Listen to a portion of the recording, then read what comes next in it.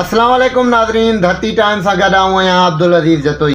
टंडोइला यार मां पीर बिलाल जिलानी जी ख़बर शामिल कंदासीं। Pakistan peoples party UC दिंगाणो Bozdar जे उम्मीदवार रईस एहसन खान बोज़दार रईस इशफाक खान लेगारी सरदार अली डिनो लेगारी जी ओताक ते सरदार अली डिनो लेगारी सां इलेक्शन जे हवाले सां मुलाक़ात कई।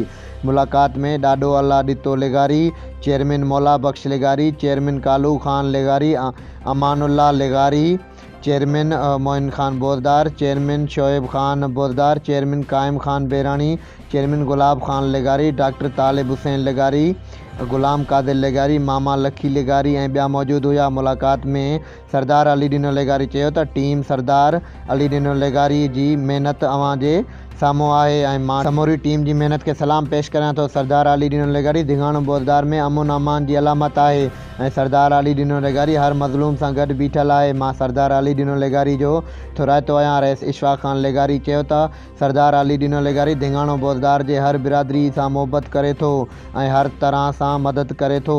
मां सरदार अली डिनो लेगारी सां गॾु बीठो आहियां ऐं सरदार अली डिनो लेगारी जो थोराइतो आहियां।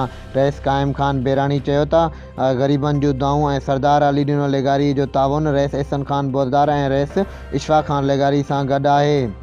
सरदार अली डिनो लेगारी जे तर्जुमान डॉक्टर तालिब हुसैन लेगारी चयो त दिंगाणो बोज़दार जो आवाम सरदार अली डिनो लेगारी सां मोहबत करे थो ऐं सरदार अली डिनो लेगारी दिंगाणो बोज़दार जी आवाम सां संदन ॾुख सुख दर्द में गॾु हूंदो आहे। सरदार अली डिनो लेगारी जी हिमायत खां पोइ रईस एहसन खान बोज़दार ऐं रईस इशफाक खान लेगारी जी कामयाबी यकीनी आहे। दिंगाणो बोज़दार जो आवाम पाकिस्तान पीपल्स पार्टी जे ticket holder rice Ehsan Khan Bozdar ऐं रईस इशफाक खान लेगारी खे कामयाब कंदो।